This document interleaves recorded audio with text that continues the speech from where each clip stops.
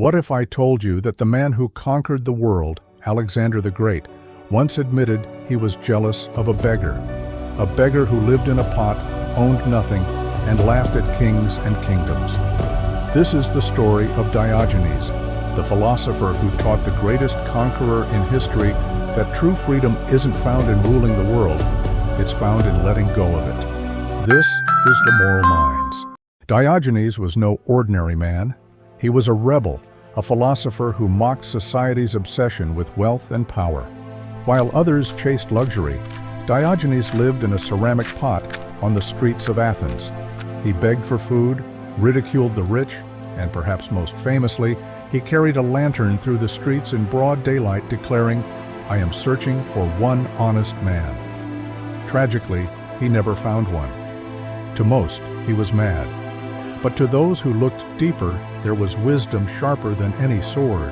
When Alexander the Great, whose empire stretched across continents, heard of Diogenes, he felt an inexplicable pull.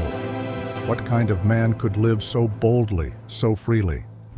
Alexander traveled to Corinth to meet Diogenes. He found him basking in the morning sun, carefree and unbothered by the world. Standing before the beggar, the king declared, "If I were not Alexander, I would wish to be Diogenes." Without missing a beat, Diogenes replied with a smirk, "If I were not Diogenes, I would also wish to be Diogenes." The remark stunned Alexander. Here stood a man with no riches, no status, yet he radiated a peace Alexander had never known.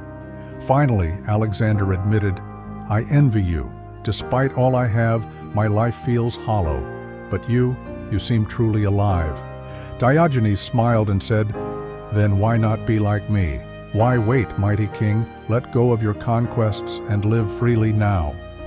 Alexander, puzzled by this response, paused. For a moment, he was torn. Finally, he said, "It's not possible. I am on a conquest. I must first conquer the world before I can think of anything else." Diogenes' expression grew serious, and he spoke with a tone that seemed to echo through time.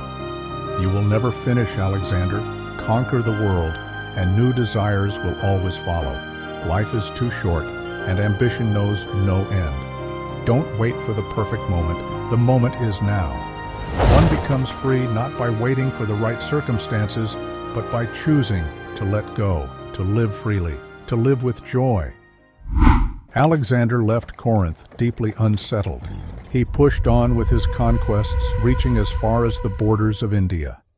Yet, with every victory, the emptiness inside him grew. Years later, after relentless campaigns that had worn him down, Alexander fell gravely ill just a day's journey from home.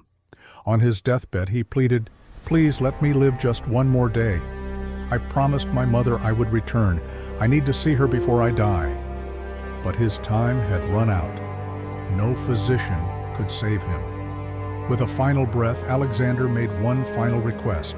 "When I am laid to rest, let my hands hang out of my coffin so that all may know I leave this world empty-handed." And thus, the man who sought to conquer the world left it with nothing, no empire, no riches, only the echo of Diogenes' wisdom. Diogenes, the man with nothing, died with peace in his heart. Alexander, the man with everything, left the world empty-handed. The lesson is clear. Happiness isn't found in having more, it's found in needing less. It's in choosing to let go of endless ambitions and embracing the moment. Life is too short to wait for the right time to start truly living.